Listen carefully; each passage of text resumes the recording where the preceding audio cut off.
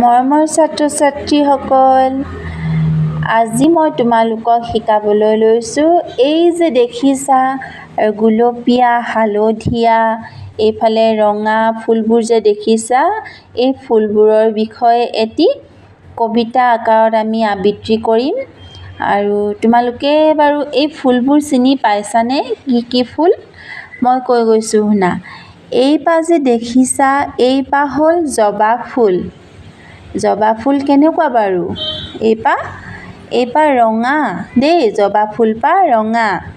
আৰু এইপাহ যে দেখিছা, এইপাহ কি ফুল বাৰু গম পাইছানে? এইপাহ বেলি ফুল।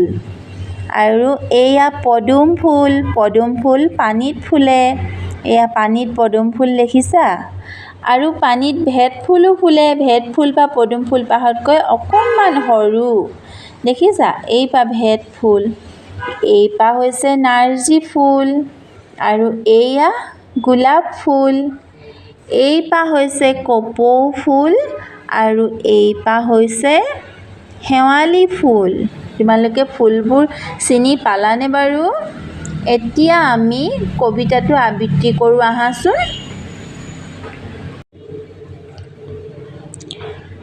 ফুলবোৰ ৰঙা, নীলা আৰু হালধীয়া, পাতবোৰ কিয় বাৰু হ'ল সেউজীয়া?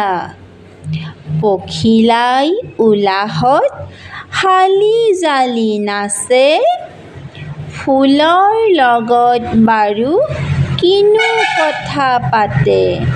এতিয়া তোমালোকে আকৌ এবাৰ গোৱাচোন মোৰ লগত।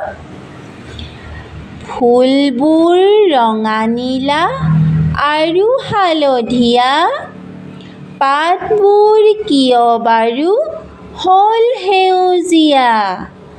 পখিলাই উলাহত হালি জালি নাচে, ফুলৰ লগত বাৰু কিনো কথা পাতে? পাৰিবানে এতিয়া? তোমালোকে ঘৰত প্ৰেক্টিচ কৰি থাকিবা।